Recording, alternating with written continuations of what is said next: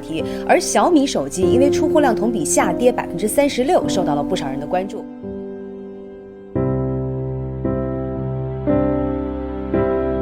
过了1000亿，我们希望呢，这个未来，我们能过1万亿的销售额。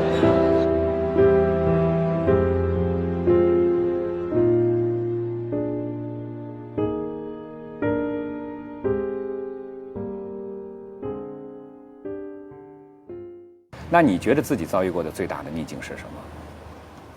这30年还是蛮多的，还是蛮多的。我们第一次遭受挫折是1996年，当时我们遇到的困难就是前有微软，后有盗版。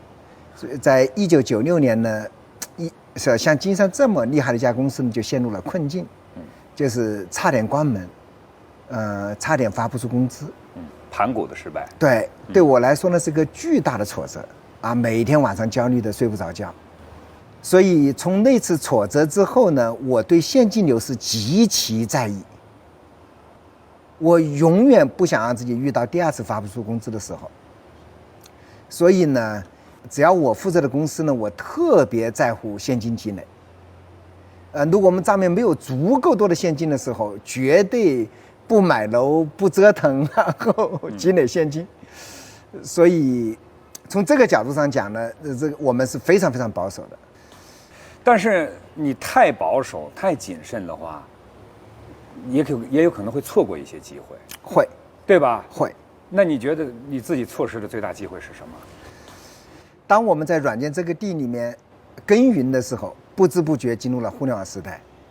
这个应该差点跟整个互联网时代擦肩而过，所以有时候呢，不仅要埋头拉车，还要抬头看路。所以到了2000年，我们才办了卓越网。事实上，我们基本相当于错过，因为我们只做了个卓越网嘛。后来呢，这个07年金山上市以后呢，这个我就休整了一段时间。其实我就在想，我们到底哪里出错了？反思的结果还是要顺势而为。其实每个大的成功都是由时代决定的。可能我们一个创业者成功了，我们就把他封神，就觉得他自己很牛，甚至他自己也觉得自己很牛。其实不是的，都是时代造就的。就大成都是时代造就的。所以后来我就在讲，我就说，当台风来了，连猪都会飞。你的任务作为一个创业者是找到这样的台风口，是成功的最核心的因素。当然，可能很多人说啊，那就是机会主义者。其实是说你有很好的基础以后，找到台风口，才是成功的关键。所以这是我在40岁的时候，已经干了20年，总结的结论。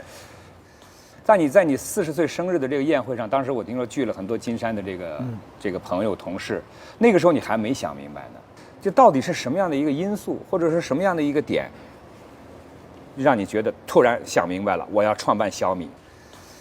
在我快40岁的时候，我有一次从睡梦中醒来，我就在想，我曾经想办一个伟大的公司，做一点伟大的事情。到了40岁，觉得自己一事无成。40岁一事无成，手拿大笔现金，这叫一事无成。对，这对一般的人是没法理解的。大家就觉得你有点装嘛。对呀。所以我有一次讲完了一个真话被骂惨了，你知道吗？所以大家觉得你装，其实不是，就看你的追求是什么。你的追求是什么？如果你从小就想做一件伟大的事业，然后到了40岁，你觉得你不伟大，所以你的内心的挫折感是很强很强的。所以我就在想，我还有没有勇气？我还有没有决心重新干一回？很多人觉得小米是偶然，不是，小米是经过精准的筹划以后做的。你得努力让自己看到10年后。我经常跟他们说，你要到山顶，你要去登顶，在顶上去看整个世界，用上帝视角来看整个世界，然后你就知道这个未来的脉络是什么样子。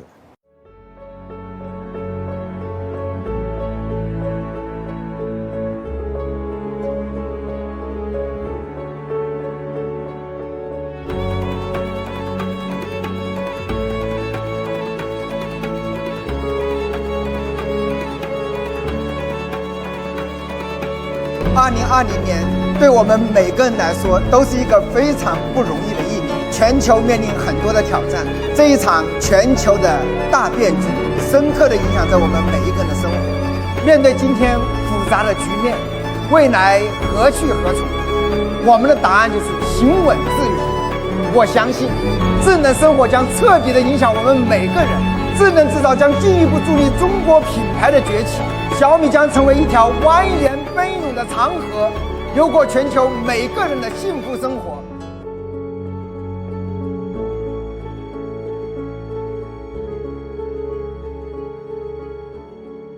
我记得好像你们曾经在这个园区，就是入驻之前埋下了一个时间胶囊，对吧？是啊，这里边好像有句话叫“永远相信美好的事情即将发生”，这也是你个人的理念。这是小米的一句 slogan， 对，就是你对未来要充满希望，要自信，要乐观。我觉得这是小米文化里面很重要的内容，就是要乐观的看待明天，看待未来。10年以后的小米会是什么样？说实话，今天的小米是10年前我预见到的。我觉得大家真正认可小米，可能还需要10年时间，因为我们一方面要把东西做好，这就挺难的，还要把东西做便宜，就更难。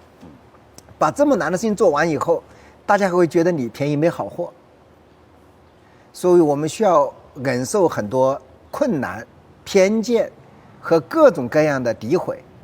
所以我们走在一个很崎岖的路上。就是你们埋下那个时间胶囊，你知道里边埋的是什么吗？能不能不知道？你也不知道啊？对，我们埋下了所有同事们对20年后小米的祝愿、梦想和目标。去年9月份买的，对。对呀，得到2039年，对吧，才能够揭晓答案。小米会成为改变世界的那种公司吗？小米已经在改变这个世界。10年后的今天，在小米和我们很多同行的共同努力下，我觉得整个国货应该在全世界都在被认可，在被尊重的过程之中。我们经常说30而立，40不惑哈，50知天命，所以每个阶段可能会有每个阶段的这个认识。去年的2019年的这个12月份，你过了50岁的生日。当时这个生日我听说好像办得挺简单的，没有在家过，是在这个办公室办的，是吧？是，反正到50岁的时候是挺惶恐的，因为你觉得你没办法面对你已经老了。你真的没法面对，反正我没法面对啊。 50岁、40岁的时候你不会这么想，40岁的时候你觉得你还有无限可能。我去年最感慨的是，我觉得既然我们要把小米做成一个伟大的事业，我们怎么能想出一个合理的机制，怎么把这个舞台变成更多人的舞台，怎么更好的支持年轻人？因为我们得承认我们50岁了。你想过退休吗？我觉得我在50岁的时候考虑过这个问题。什么时候？我刚办小米2、3年的时候，那个时候企业家特别流行退休，就有很多记者问我说：“雷总，你啥时退休？”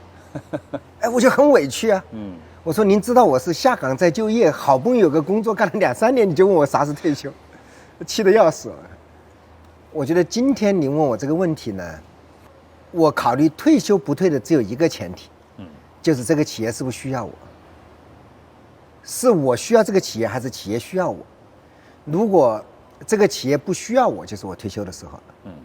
50知天命之年，你给自己许下的这个生日愿望是什么？做10件自己想做的事情，然后做一个 to do list， 然后一条条把它。这 list 列出来了吗？有，已经列出来了。就不告诉我们呗。对，免得没做到不好意思。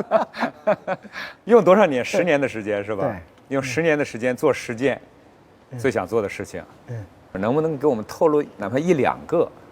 我现在在重新学习怎么写程序，现在的程序语言不一样了，我们从头完全开始学不一样了呀，重新开始学。真的是从零开始学。对，10年后有机会再跟你一条一条分享。